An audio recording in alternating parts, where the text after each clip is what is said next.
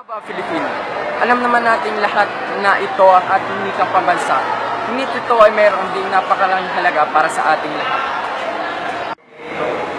Filipino, sa tingin nyo, dapat ba talaga natin ito ipaglaban?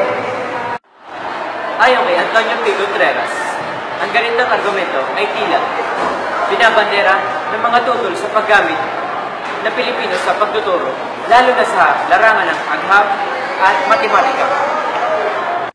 Maraming mga Pilipino sa ngayon, hindi na nila alam ng Pilipino.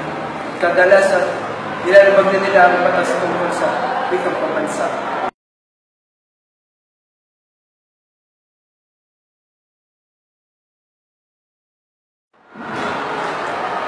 Okay, class.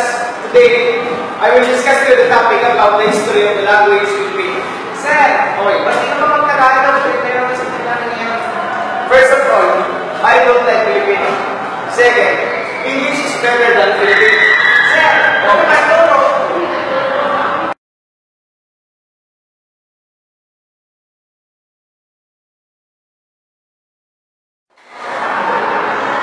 Mayroon tayong kanya-kanyang panig sa usapin ito. Pero ito lang ang may papayo sa inyo. Huwag na huwag niyo kakalimutan ang wikang ating nakasanayan at nakalangkulan. Matuto tayo ng respeto sa wikang Filipino.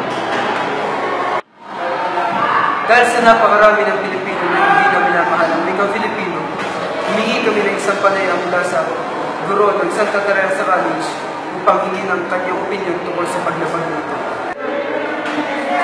Para sa akin, ang paglabag sa pambansang wika ay dapat ay may kaakibat din na parusa. Kasi pag nalalabag